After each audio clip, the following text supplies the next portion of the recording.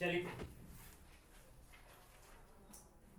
Last class में हम लोगों ने एग्जामिशंस की बात की थी, मेगा एग्जामिशंस, और जो जो एग्जामिशंस पढ़े थे जरा उन पर एक सरसरी निगाह डालते हैं। पहला हम लोगों ने यूनाइटेड नेशंस या स्पेसिफाइड इंटरनेशनल ऑर्गेनाइजेशंस की सर्विसेज को एग्जाम किया था। क्या बोला था मैंने, वर्ड जो बोला था मैं उसको दोबारा बोलता हूं, जो इंपॉर्टेंट वर्ड था, सर्विसेज प्रोवाइडेड टू, हाँ या ना, नॉट बाय।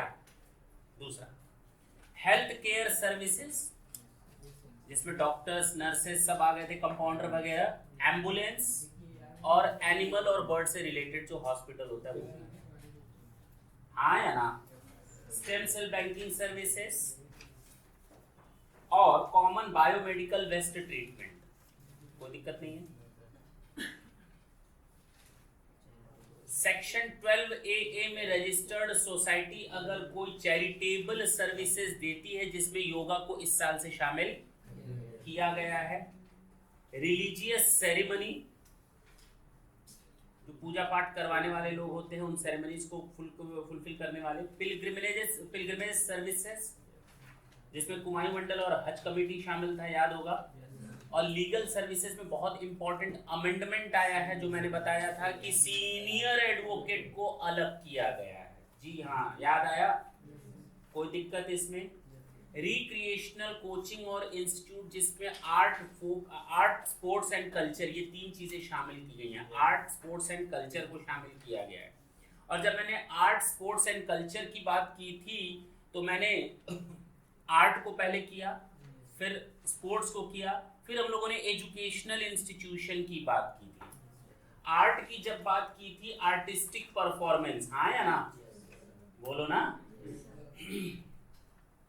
आर्टिस्टिक परफॉर्मेंस की बात की थी, कोई दिक्कत है। स्पोर्ट्स में हम लोगों ने स्पोर्ट्स ऑर्गेनाइजिंग या स्पोर्ट्स स्पॉन्सरशिप की बात की थी, और साथ ही साथ जो इंडिविजुअल प्लेयर होते हैं, रेफरी, कोच, इनकी सर्विसेज को भी माफ किया गया था। आर्टिस्टिक परफॉर्मेंस में कहा गया था 1.5 लाख रुपए तक का माफ होता है अगर वो फोक और कल्चर से रिलेटेड हो, क्लासिक आर्ट, म्यूजिक, डांस और थिएट्रिकल परफॉर्मेंस, हाँ या ना, कोई दिक्कत है इसमें? नहीं सर, इसमें कोई दिक्कत नहीं आई थी। न्यूज चैनल्स और एंकर्स की बात की गई थी, जो कलेक्ट करते हैं न्यूज को और आपको प्रोवाइड करवाते हैं। कुछ अमेंडमेंट मैंने बताए थे, हाँ या ना। IIM की एजुकेशनल इंस्टीट्यूट का बताया ही था। ये अमेंडमेंट आया है कि उसको नेगेटिव लिस्ट से निकाल करके उसको एग्जामिशन की लिस्ट में शामिल किया गया। पहले एग्जामिशन में भी था और नेगेटिव में भी था, अब नेगेटिव से उसको डिलीट कर दिया गया और केवल उसको एग्जामिशन दे दिया, और वो सारी चीजें जो पहले थी। हाँ, IIM की सर्विसेज को लाया गया है। 2 साल का PG कोर्स, रेजिडेंशियल प्रोग्राम होना चाहिए कैट बेसिस पर।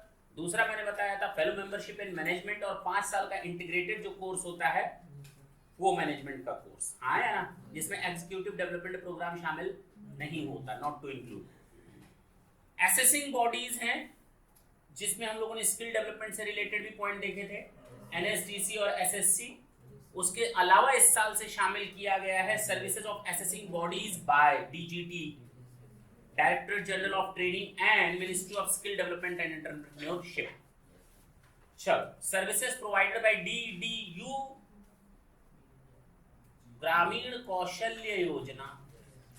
अच्छा, services by employees provident fund organisation.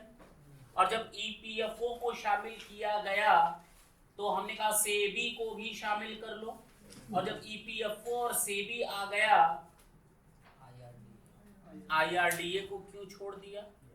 अच्छा, अगर ये ऑर्गेनाइजेशन है तो एक और छूट रहा है तुम्हारा organisation,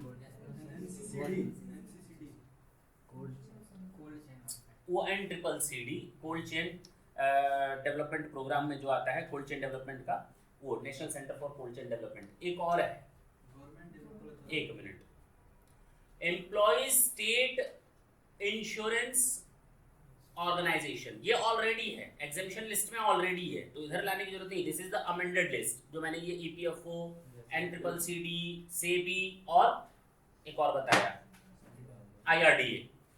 insurance, employ state insurance already शामिल है, एम्प्लॉय स्टेट इंश्योरेंस ऑलरेडी शामिल है एग्जेम्पशन की लिस्ट में, तो उसको इसमें एडिशन करने की जरूरत नहीं, यानी कि वो भी है ईएसआई ऑर्गेनाइजेशन जो होते हैं। चलो, इसके अलावा मैंने आपको बताया services by government to a business entity. Business entity चाहे गवर्नमेंट दे चाहे लोकल अथॉरिटी सर्विसेज प्रोवाइड करे किसी बिजनेस एंटिटी को with a turnover up to ₹10 lakhs in the preceding financial year is exempt, जिसमें पोस्ट ऑफिस को किनारे कर लेना, उसके ऊपर जैसा नॉर्मल रूल लगता है वैसा ही लगेगा, हाँ या ना। एयरपोर्ट से रिलेटेड वैसा ही लगे, एयरक्राफ्ट वेसल वैसा ही रूल लगेगा जैसे चल रहा था नॉर्मल, उसमें ये वाली चीज नहीं आएगी 10 लाख तक की लिमिट वाली।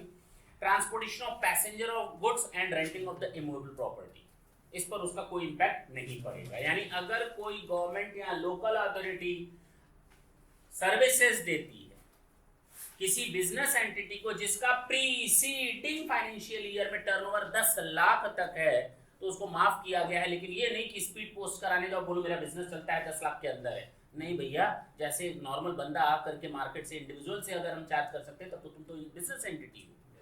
तो स्पीड पोस्ट का सबके लिए रूल बराबर, एयरक्राफ्ट का सबके लिए रूल बराबर, वेसल का सबके लिए रूल बराबर, रेंटिंग ऑफ इमूवेबल प्रॉपर्टी का सबके लिए रूल बराबर, और एक और चीज बताई थी इसमें ट्रांसपोर्टेशन ऑफ गुड्स और पैसेंजर, सबके लिए रूल बराबर है। सर्विसेज प्रोवाइडेड बाय गवर्नमेंट और अथॉरिटी टू अनदर गवर्नमेंट और लोकल अथॉरिटी, नहीं भी आप बताते तो हम लोग तो इसका मीनिंग तो उसी नेगेटिव लिस्ट से ही शामिल कर लिए थे, हाँ या ना। लेकिन यहाँ पर एग्जामिशन लिस्ट में अब स्पेशली इसको शामिल किया गया है। सर्विसेज प्रोवाइडेड बाय गवर्नमेंट और local authority by way of visa, passport, driving licence, birth certificate and death certificate, ये भी सर्विसेज माफ की गई है। अच्छा, सर्विसेज प्रोवाइडेड बाय गवर्नमेंट और local authority where gross amount charge for such services doesn't exceed ₹5,000, doesn't exceed ₹5,000, जिसमें individual वगैरह को सर्विसेज दी जाती है। लेकिन लेकिन लेकिन लेकिन पोस्ट की सर्विसेज को एज इट इज रखना, वेसल और एयरक्राफ्ट की सर्विसेज को कोई फर्क नहीं पड़ने देना, जैसे था वैसे ही रहेगा। वो 5,000 के अंदर भी हो तब भी उस पर सर्विस टैक्स लगेगा। रेंटिंग ऑफ इमूवेबल प्रॉपर्टी वैसा ही प्रोविजन रहेगा, और ट्रांसपोर्टेशन ऑफ गुड्स और पैसेंजर पर भी वैसा ही प्रोविजन रहेगा जैसा था, उस पर ये इफेक्ट नहीं डाले। इसके अलावा अगर कोई गवर्नमेंट या लोकल अथॉरिटी किसी को भी सर्विसेज दे जिसका ग्रॉस अमाउंट चार्ज हो 5,000 तक, तो उस पर सर्विस टैक्स नहीं लगेगा। Is it clear?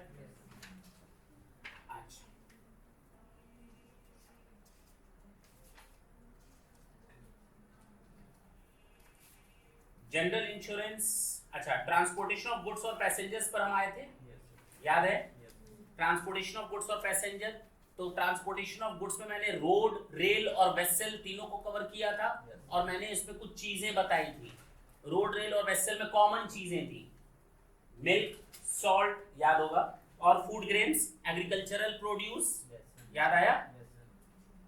Transportation of goods किसी भी तरीके से कर लो, रोड से, रेल से, वेसल से कर लो, कोई दिक्कत नहीं है। एग्रीकल्चरल प्रोड्यूस एक जगह से दूसरी जगह जाएगा, पूरा माफ है, कोई सर्विस टैक्स नहीं लगेगा। मिल्क, सॉल्ट और फूड ग्रेन्स है जिसमें राइसेस, पल्स और फ्लोर्स शामिल हैं, कोई सर्विस टैक्स नहीं लगेगा। केमिकल फर्टिलाइजर और ऑर्गेनिक मैन्योर, जो रासायनिक बायोकेमिकल खाद होती है वो शामिल है, ऑर्गेनिक मैन्योर। न्यूज़पेपर और मैगजीन एक जगह से दूसरी जगह आप भेजोगे, सर्विस टैक्स नहीं लगेगा ट्रांसपोर्टेशन ऑफ गुड्स पर। रिलीफ मटेरियल, अगर किसी विक्टिम है, अर्थक्वेक विक्टिम है या फ्लड विक्टिम्स है, उनके पास आप सामान भेजते हो, रिलीफ मटेरियल, ट्रांसपोर्टेशन का कोई भी तरीका यूज कर लो, वहां पर सर्विस टैक्स नहीं लगेगा। डिफेंस और मिलिट्री इक्विपमेंट पर सर्विस टैक्स नहीं लगेगा। कॉटन, गिंड और बेल्ट पर कोई सर्विस टैक्स नहीं लगता। और मैंने स्पेशली बताया था रेलवे के केस में और वेसल के केस में, रेलवे और वेसल से आप रेलवे इक्विपमेंट इधर से उधर ले जाओ, रेलवे इक्विपमेंट ले जाओ, कहां पे? रेल के थ्रू। रेलवे इक्विपमेंट ले जाओ किसके थ्रू? वेसल के थ्रू, पूरा माफ है। इसके अलावा मैंने ट्रांसपोर्टेशन ऑफ गुड्स का बताया था रोड से जीटीए गुड्स ट्रांसपोर्ट एजेंसी, अगर एक बिल 750 का बनता है, यहाँ ग्रॉस अमाउंट 1500 तक का कई लोगों का मिलाकर, तो वो माफ होता है। याद आया? जी सर। पैसेंजर ट्रांसपोर्टेशन सर्विसेज में देखो, ये नहीं बताया था शायद, बताया था, ये याद रखना, इसमें अमेंडमेंट है जो तुम लोग की स्टडी मैट में अभी भी दिया हुआ है, कटा नहीं है, अपडेटेड नहीं है, जिसमें रोपवे, केबल कार और एरियल ट्रॉमवे, ये मैंने बताया नहीं था शायद, ट्रांसपोर्टेशन ऑफ पैसेंजर नहीं बताया था, स्टेज कैरिज तक बताकर छोड़ दिया था, यहीं तक बताया था, अब उसको सुनना ढंग से।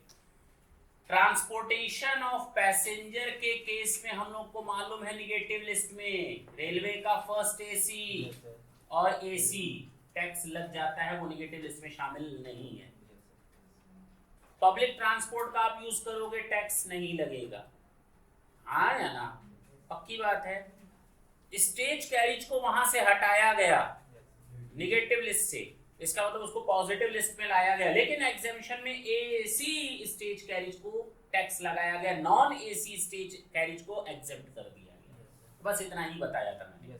अब एक और नई चीज इसमें जोड़ना कि इस साल से ये चीज हटा दी गई है एग्जेम्पशन से, रोपवे, केबल कार और एरियल ट्रामवे। तुम लोग देखते हो ना, एक पहाड़ से दूसरे पहाड़ पर जाने के लिए एरियल या केबल कार का यूज किया जाता है, जो केबल पर चलती है तार पर, उसको भी पॉजिटिव लिस्ट में डाल दिया गया। पहले एग्जेम्पशन था, लेकिन अब उस एग्जेम्पशन को ही हटाने गया, यानी कि अब टैक्स लगेगा। रोपवे, केबल कार और एरियल ट्रामवे पर टैक्स लगेगा, ये एग्जेम्पशन विथड्रॉ कर लिया गया है जी, याद रहेगा।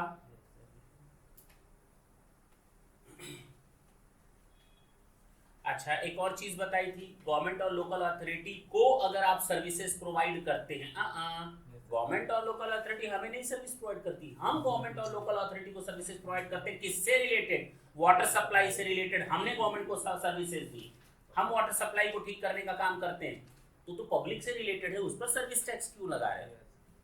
अगर हमने गवर्नमेंट को सीवरेज सिस्टम के लिए बेनिफिट दिया है, मतलब सर्विसेज दी हैं, पब्लिक हेल्थ से रिलेटेड सर्विसेज दी हैं, सैनिटेशन कंजर्वेंसी के लिए सॉलिड वेस्ट मैनेजमेंट से रिलेटेड सर्विसेज दी हैं, या वेसल को रिपेयर एंड मेंटेनेंस से रिलेटेड सर्विसेज दी हैं, वो सारा का सारा माफ होता है। इंश्योरेंस, जनरल इंश्योरेंस बिजनेस का केस हुआ, लाइफ इंश्योरेंस बिजनेस का केस हुआ, अब ये आपको स्कीम्स रटनी पड़ेंगी। तो जनरल इंश्योरेंस की ये स्कीम माफ होती है, लाइफ इंश्योरेंस की ये स्कीम माफ होती है, ठीक। तो हमने केवल शॉर्ट में आप लोगों को बता दिया general insurance and life insurance. याद रखना, जनरल इंश्योरेंस में इस बार से एक नई स्कीम शामिल की गई है, उसका नाम याद रखना, Nirmaya health insurance scheme. Nirmaya, Nirmaya, NIRMAYA, MYA, not MAYA, Maya हो जाएगा। निरम्य हेल्थ इंश्योरेंस स्कीम, इसको इस बार से शामिल किया गया है, याद रखेंगे। और जनरल इंश्योरेंस और लाइफ इंश्योरेंस के बाद एक और स्कीम को लाया गया है, कुछ इसी तरह की स्कीम है, उसको भी लिख ले, न्यू एडिशन है एग्जेम्पशन में, लिख के, annuity under national pension scheme, annuity under national pension scheme, annuity under national pension scheme, ये नया एडिशन है, annuity under national pension scheme.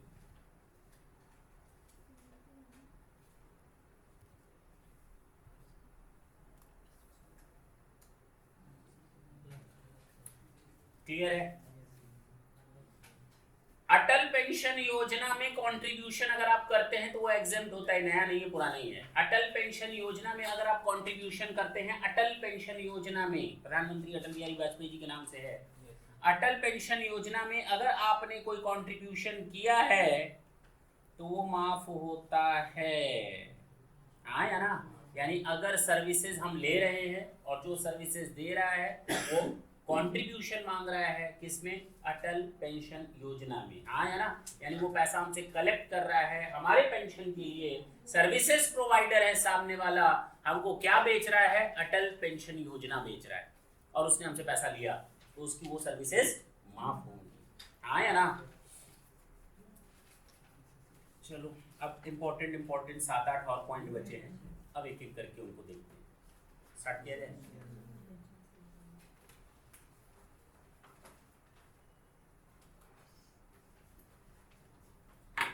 ढंग से सुनेंगे, हर एक पर थोड़ा हम लोग टाइम देंगे इत्मीनान से। Services by an incubatee. Incubatee का मतलब क्या होता है?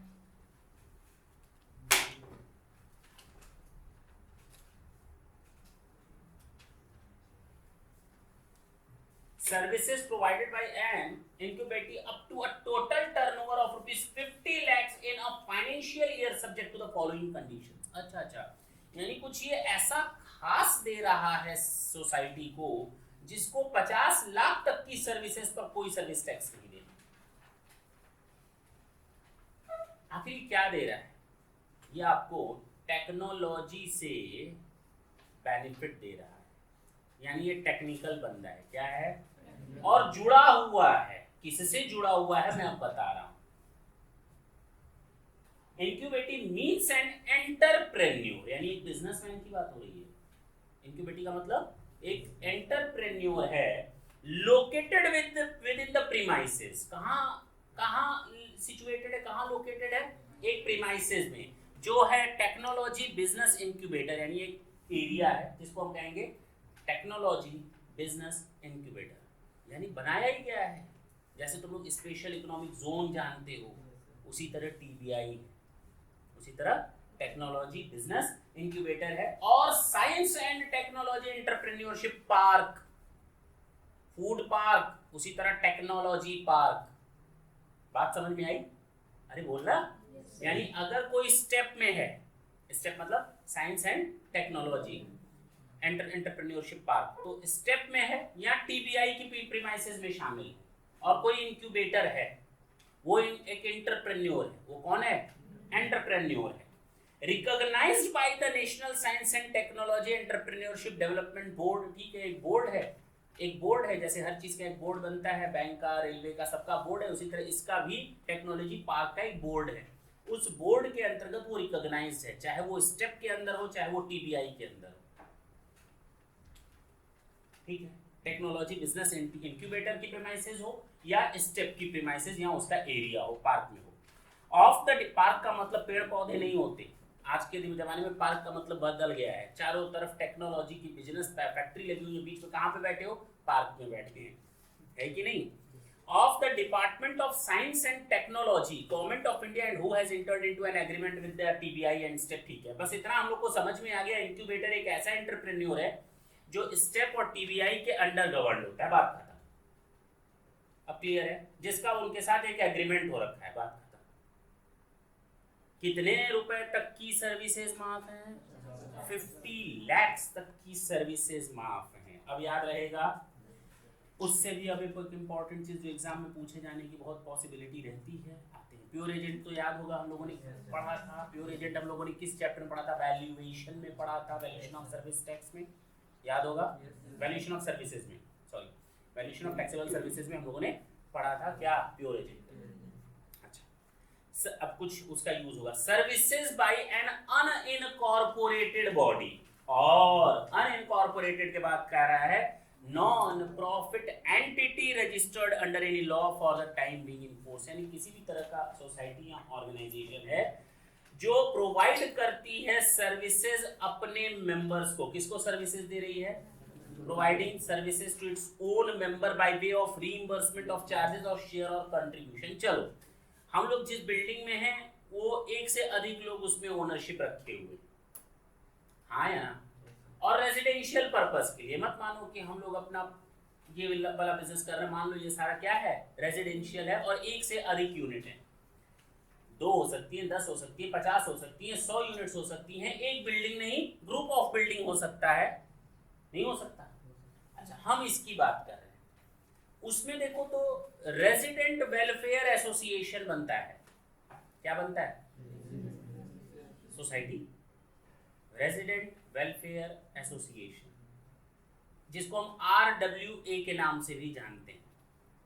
अच्छा, अगर ये RWA आपसे पैसा, आप सब घर रखते हैं, एक फ्लोर आपका, दूसरा फ्लोर दूसरे का, तीसरा फ्लोर तीसरे का, चौथा फ्लोर चौथे का। अब हुआ क्या? आपने इलेक्ट्रिसिटी कंज्यूम की, किससे बिजली ली? गवर्नमेंट से नहीं ली, आपने RWA से ली। RWA ने पूरा एक ट्रांसफार्मर लगाया हुआ है, उसी से आपको कनेक्शन देता है। बिल वो आपसे चार्ज करता है और गवर्नमेंट बिल चार्ज करती है आरडब्ल्यूए से। किससे? मेरी बात समझ में आई? गवर्नमेंट का इलेक्ट्रिसिटी बिल किससे चार्ज होता है? आरडब्ल्यूए से। और आरडब्ल्यूए आप मेंबर्स हैं, आप पैसा दो अपना अपना। बात समझ में आई? यहां पर आरडब्ल्यूए एक प्योर एजेंट की तरह काम कर रहा है। यहां पर आरडब्ल्यूए किसकी तरह काम कर रहा है? थर्ड पार्टी को पेमेंट दे रहा है। आपको इंफॉर्मेशन मालूम है, कोई एक्स्ट्रा कमीशन वगैरह नहीं चार्ज कर रहा, तो वो एक तरह से प्योर एजेंट हो गया और आपने इस तरह का ऑथराइजेशन दिया हुआ आरडब्ल्यूए को। समझ में आई? तो उस सर्विसेज को नहीं शामिल किया जाएगा टोटल वैल्यू ऑफ सर्विसेज में, उसको हटा दिया जाएगा। Is it clear? क्योंकि कमीशन चार्ज नहीं कर रहा। लेकिन वही आरडब्ल्यूए, रेजिडेंट वेलफेयर एसोसिएशन, आपसे चार्ज करता है स्टेयर्स का चार्जेस, लिफ्ट का चार्जेस, कॉमन एरिया का चार्जेस, पार्क का चार्जेस, है ना, स्विमिंग पूल का चार्जेस, डेंटिंग पेंटिंग और रिपेयर एंड मेंटेनेंस का चार्जेस। आपसे हर महीने वो अगर 5,000 तक चार्ज कर रहा है तो माफ है पर मेंबर। कितना? 5,000 सालाना, तब पर मंथ 5,000। अब मैं पढ़ता हूं इसको। Up to an amount of ₹5,000 per month per member for sourcing of goods or services from a third person for the common use of its member in a housing society or a residential complex। Housing society की बात हो या residential complex की बात हो, is exempt from service tax. लेकिन जहां 5,000 रुपए से ऊपर हो गया, कितने पर टैक्स लगेगा? ऊपर वाले पर या पूरे पर? पूरे पर लगेगा। अगर साल भर में आपसे 72,000 चार्ज किया गया तो पूरी 72,000 पर टैक्स। अच्छा, इसी तरह से बोला गया अगर कोई अनइनकॉर्पोरेटेड बॉडी या रजिस्टर्ड ऑर्गेनाइजेशन कोई है, अगर वो ट्रेड यूनियन है, उसकी भी सर्विसेज क्या की गई है? उसकी भी सर्विसेज क्या की गई है? माफ की गई। तो ट्रेड यूनियन की सर्विसेज माफ। आगे बढ़े।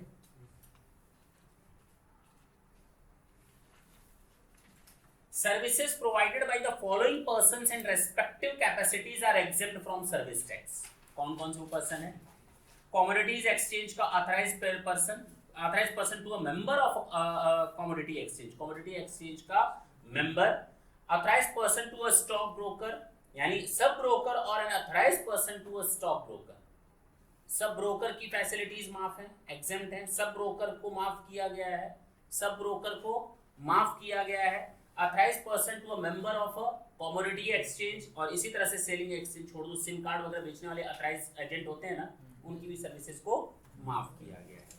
अब लास्ट के 2 या 3, एक तो हम लोगों ने इंपॉर्टेंट देखा इंक्यूबेटर और इंक्यूबेटी वाला, और दूसरा रेजिडेंट वेलफेयर एसोसिएशन वाला। हाँ है ना, इंक्यूबेटर क्या था? स्टेप और टीबीआई के अंदर रजिस्टर्ड या कह सकते हो उनके साथ एग्रीमेंट है।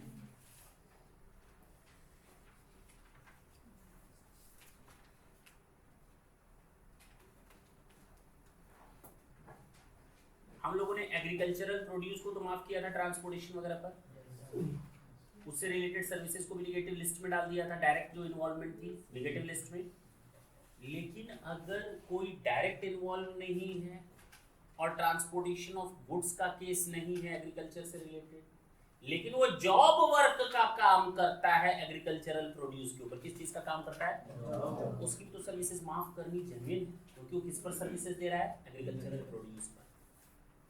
तो जॉब वर्क अगर कोई बीच में करता है तो उसकी सर्विसेज भी क्या करो? माफ करो। Carrying out an intermediate production process as job worker in relation to as job worker, तो जॉब वर्कर को अंडरलाइन कर लेना। एग्रीकल्चरल प्रिंटिंग और टेक्सटाइल प्रोसेसिंग, एग्रीकल्चरल प्रिंटिंग और टेक्सटाइल प्रोसेसिंग, एग्रीकल्चरल प्रिंटिंग और टेक्सटाइल प्रोसेसिंग, एग्रीकल्चरल प्रिंटिंग और textile processing, और diamond cut और डायमंड पॉलिशिंग, डायमंड कट और डायमंड पॉलिशिंग, डायमंड कट और diamond polishing.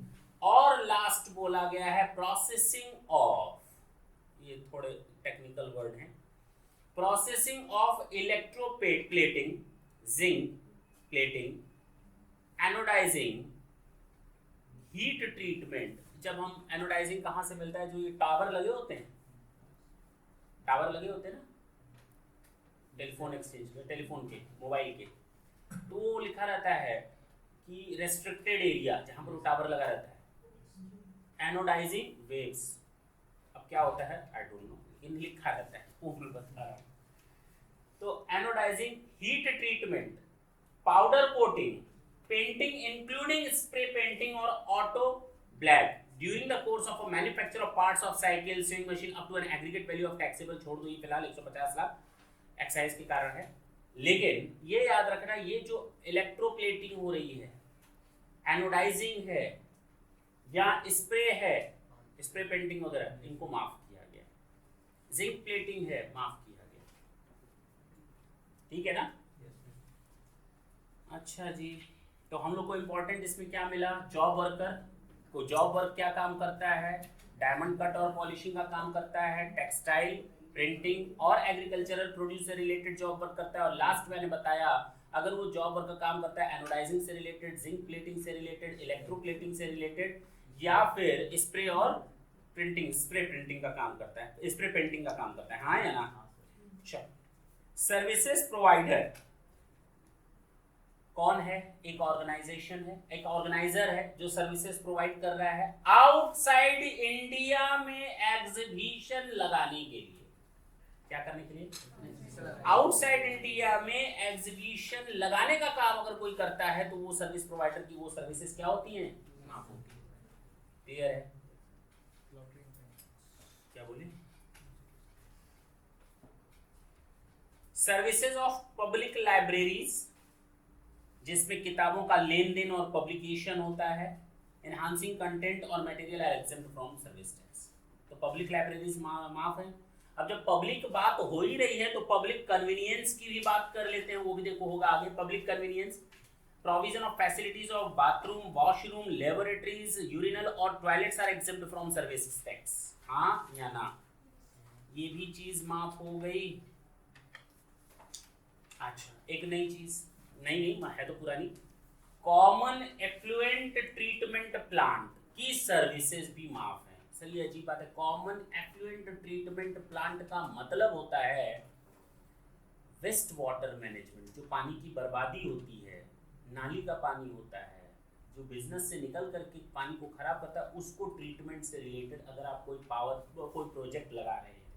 Services by operator of, यानी आप किस तरह का काम कर रहे हैं?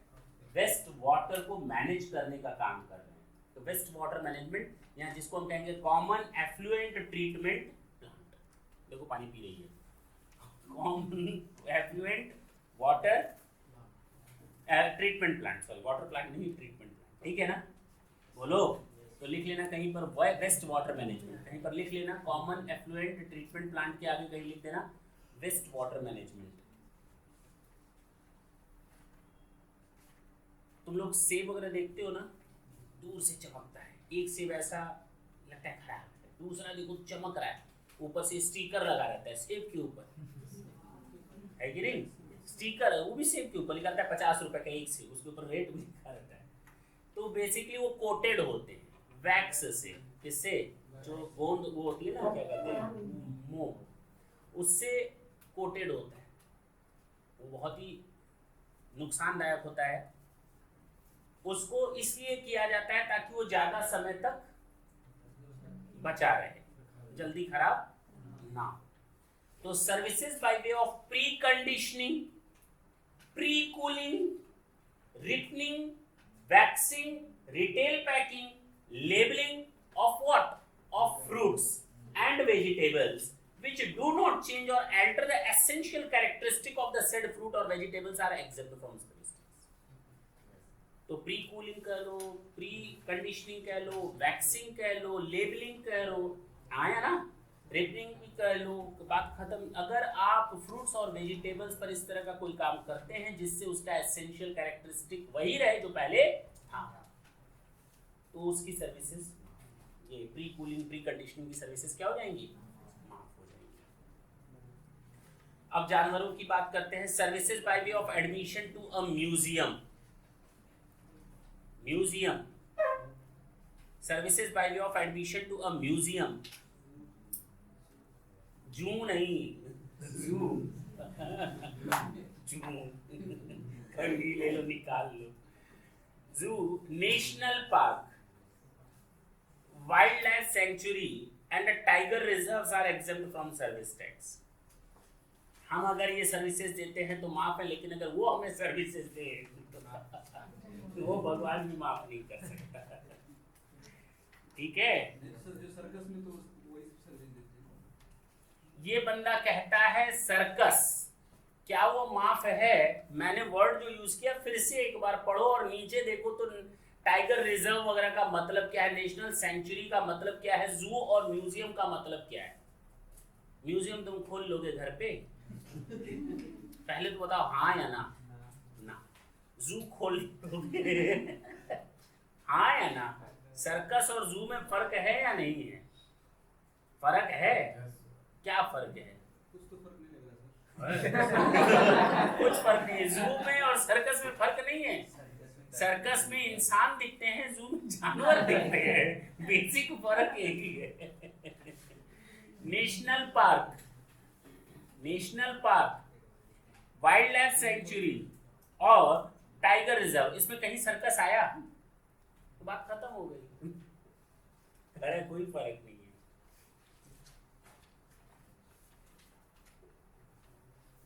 एग्जीबिशन की बात होती है तो जो फिल्म डिस्ट्रीब्यूटर होते हैं ना, एग्जीबिटर, जो फिल्म एग्जीबिटर होते हैं वो सारे डिस्ट्रीब्यूटर से बात करते हैं, मेरी पिक्चर चला दो अपने स्क्रीन पर, इतना पैसा देंगे, इतना पैसा लेंगे, वो जो बातचीत होती है। तो एग्जीबिटर डिस्ट्रीब्यूटर को पिक्चरें देता है, हाँ या ना?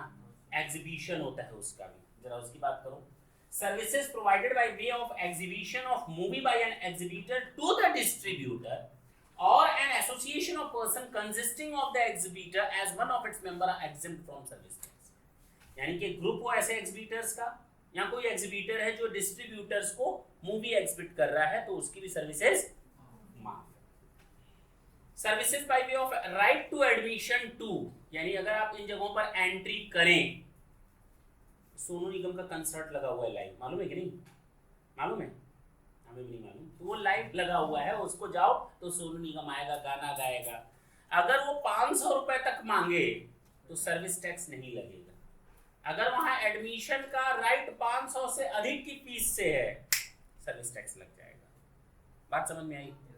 मैं बोलता हूं, services by way of right to admission to exhibition of cinematographic film, circus dance और थिएट्रिकल परफॉर्मेंस इंक्लूडिंग ड्रामा और ballet, recognised sports event, recognised sports event, recognised sports event में दाखिल होना।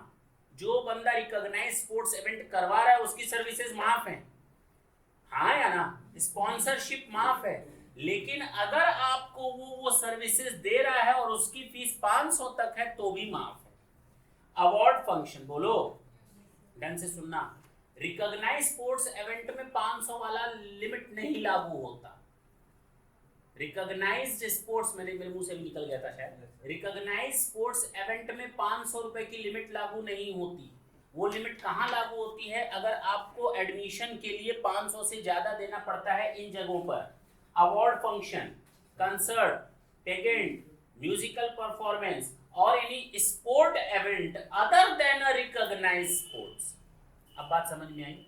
एक खेल हो रहा है, हम लोग चलो खेल खेलते हैं, स्पोर्ट्स इवेंट ऑर्गेनाइज करते हैं और बोला गया बाहरी लोग जो भी आएंगे ना 1000 रुपए लेंगे, तो वहां पर सर्विस टैक्स लग जाएगा। लेकिन अगर रिकॉग्नाइज स्पोर्ट्स बॉडी कोई स्पोर्ट्स इवेंट कर रही है तो वहां पर ये 500 वाली लिमिट नहीं लगेगी। अच्छा, where the consideration for admission is not more than ₹500 per person. तो हम लोग को 3 चीजें समझ में आई। अगर सिनेमाटोग्राफिक फिल्म है, ड्रामा है, डांस है और सर्कस है तो वहां पर ये चीज नहीं लगेगी। बोलो, ये माफ है।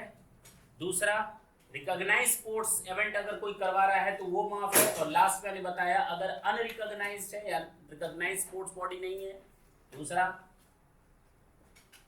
कंसर्ट है, पेजेंट है, म्यूजिकल परफॉर्मेंस है या अवार्ड फंक्शन है जो तुम लोग देखते हो, 500 रुपए तक का माफ।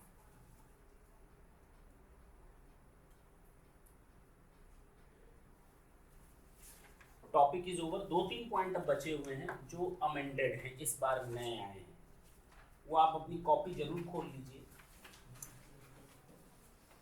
सरकार ने कहा जो ये विदेश से सामान आता है तो वो 10 से 5 के अंदर ही आता है। मतलब विदेश से एक जहाज चला वेसल कि हमें इंडिया ये सामान पहुंचाना है, तो इंडिया में कब पहुंचेगा? 10 बजे के बाद और 5 बजे के अंदर। वो 10 बजे के पहले नहीं आ सकता जहाज, और 5 बजे के बाद भी नहीं आ सकता। बोलो ना, आ सकता, कभी भी आ सकता है। अब एक जो जहाज इतनी दूर से आ रहा है और मैंने उसको अपने पोर्ट पर बैठा रखा, सुबह होने दो, सरकारी बाबू आएंगे, सामान तय होगा कितना उतरा कितना चढ़ना है। वो रात में नहीं होगा, कब होगा? वर्किंग आवर्स में होगा। गवर्नमेंट ने कहा ऐसा क्यों लोचा पैदा कर रहे हो, उसको रात में ही विदा करो, उसको रात में ही विदा करो। और उन लोगों को एमओसी दिया जाने लगा, किनको? मर्चेंट ओवर टाइम चार्जेस दिया जाने लगा। जो बाहर से सामान आता है पोर्ट पर, अधिकारियों से बोला कि रात को 12 बजे जाओ, तो कितने बजे जाओ, सामान उतरवाओ, तुम्हें हम पैसा देंगे। क्या देंगे? और ये सर्विसेज कौन दे रहा है? प्राइवेट या सरकारी? प्राइवेट लोग या सरकारी? सरकारी। ये गवर्नमेंट ऑफिस सर्विस प्रोवाइड कर रही है। कौन सर्विस प्रोवाइड कर रही है? Government office. Services of inspection, container stuffing etcetera in relation to import export cargo after office hours, after office hours और ऑन हॉलीडेज, छुट्टियों के दिनों में, यहाँ वर्किंग आवर्स के बाद के समय में अगर ये लोग सर्विसेज प्रोवाइड करते हैं तो इनको MCO दिया जाता है, MOC दिया जाता है। नाम लिख लो इसका, merchant over time charges. Yes, service provided by government. Last point ये याद रहेगा, अब आएगा तो याद ही रहेगा। ऑफिस आवर्स, वर्किंग आवर्स के बाद आता है या हॉलीडेज में आता है। और हमको चलो, ये नया है इस साल में, हाँ लिख लो। Services provided by government, bracket में लिख देना, that means government officers. Services provided by government by way of inspection, by way of inspection, container stuffing, etc. in relation to import export cargo after office hours or on holidays. Import export cargo after office hours or on holidays. अब इस chapter का last point, इसके अलावा भी 2-3 और point हैं, वो हम डिस्कस तुम लोगों से नहीं करेंगे। क्या क्या यहाँ तो तुम लोग के लिए रेलिवेंट नहीं है, यहाँ तो वो डेट बीत चुकी है इसी साल का अमेंडमेंट। 2 अमेंडमेंट ऐसे हैं जो पर्टिकुलर एक ईयर से रिलेट है, और एक ऐसा है जो 1 अप्रैल 2016 से पहले तक का है, तो उसको हम नहीं पढ़ा रहे। दोनों बात समझ में? छोड़ दो, काहे के लिए दिमाग खराब करोगे अपना, क्यों खराब करोगे, इतना तो कर लो। सर्विसेज प्रोवाइडेड, लास्ट पॉइंट है, सर्विसेज प्रोवाइडेड बाय गवर्नमेंट और local authority by way of registration under any law. अगर गवर्नमेंट हमारा रजिस्ट्रेशन कर रही है सेल्स टैक्स डिपार्टमेंट में, तो सर्विस टैक्स ले ले। सर्विस टैक्स डिपार्टमेंट में रजिस्ट्रेशन हो रहा है तो सर्विस टैक्स ले ले। नहीं समझे मेरी बात? रजिस्ट्रेशन करवा रही है गवर्नमेंट हमारा, तो उस पे काहे का सर्विस टैक्स? समझे? तो रजिस्ट्रेशन अंडर एनी लॉ, अगर गवर्नमेंट सर्विसेज प्रोवाइड करवा रही है रजिस्ट्रेशन का, तो माफ है पूरी तरह से, सर्विस टैक्स नहीं लगेगा। लास्ट टेस्टिंग, सेकंड पॉइंट उसी में, testing, calibration, safety check testing, calibration, safety check, certification relating to, लिखा कि नहीं कि मैं फिर बोलूं, सर्विसेज प्रोवाइडेड बाय गवर्नमेंट और local authority by way of number 1 registration under any law, दूसरा testing, calibration, safety check, certification relating to protection और सेफ्टी ऑफ होम वर्कर्स। किसकी सेफ्टी की बात हो रही है? प्रोटेक्शन किसका? वर्कर्स का। आते हैं लोग डिपार्टमेंट वाले, क्या इंतजाम किया है आपने बिल्डिंग में आग लग जाए तो आग बुझाने का? नहीं समझे?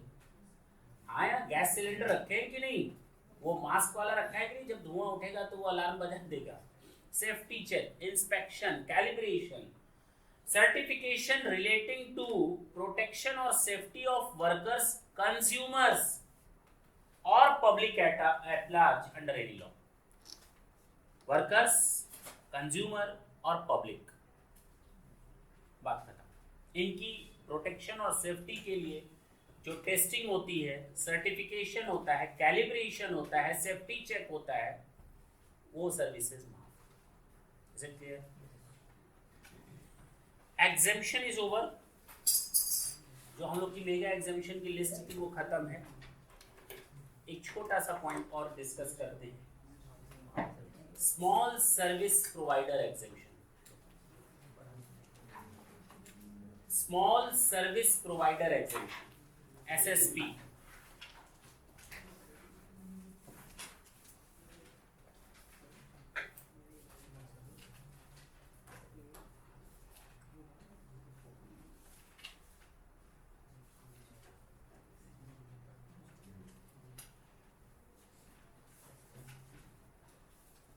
मालूम है तो ठीक, नहीं मालूम तो समझ ले।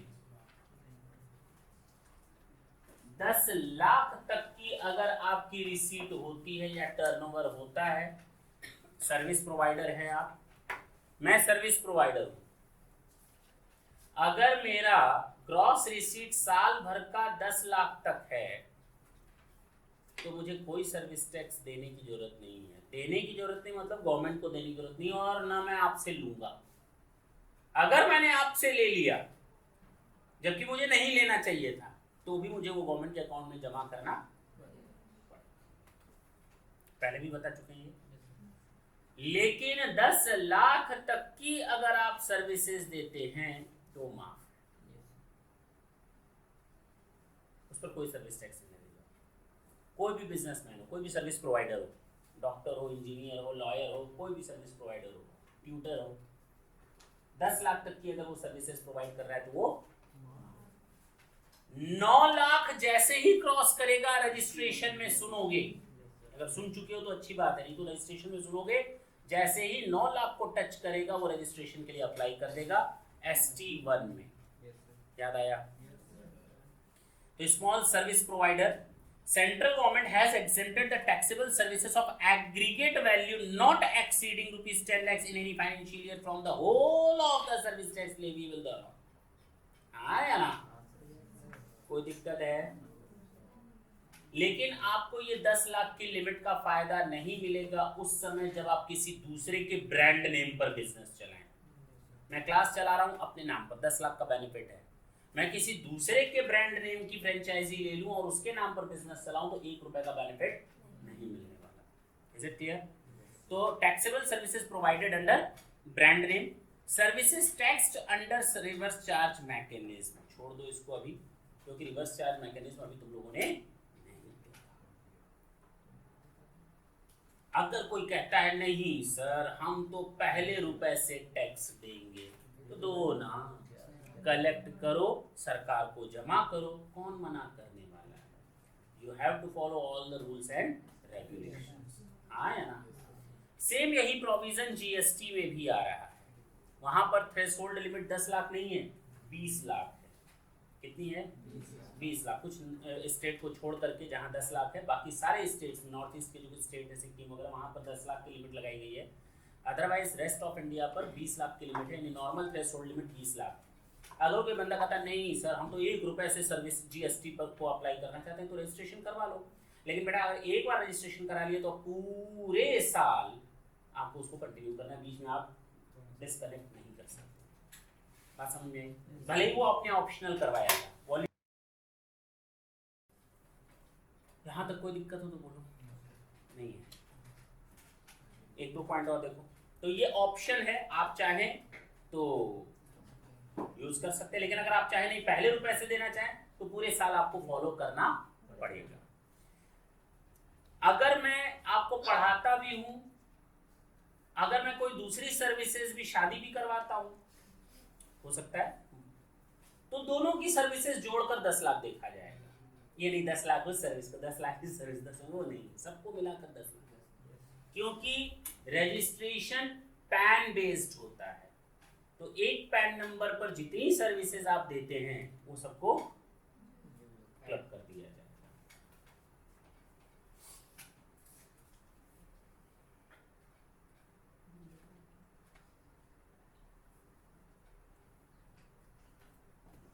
बाकी हमें नहीं लगता कि आपकी ज़रूरत की कोई चीज़ है।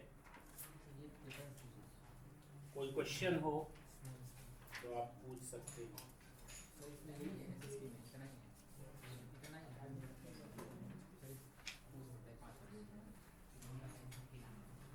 मैंने बताया तो सैंडविच क्रेडिट एसएसपी का मैं कुछ बता नहीं सकता, अभी नहीं बता सकता।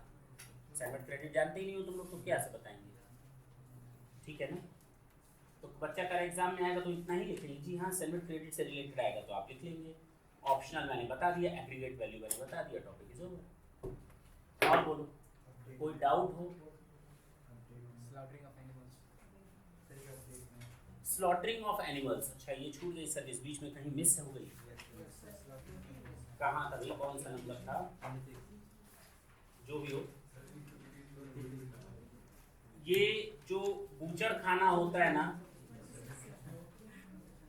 स्लॉटरी जो सर्विसेज देते हैं उनकी भी सर्विसेज को क्या किया गया है, माफ किया गया है। हाँ बोलो, और क्या बोल रहे थे? वो इंक्यूबेटर के लिए छोड़ दो, जो तुम लोग के लायक था मैंने वो पढ़ा दिया, उसकी चिंता मत करना, वो है अमेंडमेंट है उसमें, तुम लोग के लायक नहीं है, ठीक है? मैंने रिफंड अभी कहाँ पढ़ा है? जो मैंने ये बताया दैट इज ओके, बस बात खत्म। इसके अलावा तुम लोग को दिमाग लगाने की जरूरत ना को, जितना लगाना था मैंने लगा लिया। कोई डाउट हो तो पूछ सकते हो।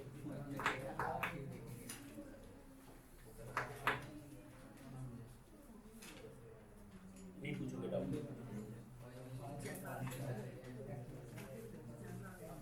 अब लास्ट पॉइंट और देख ले, छोटा सा 5 मिनट का, बातचीत बंद करें।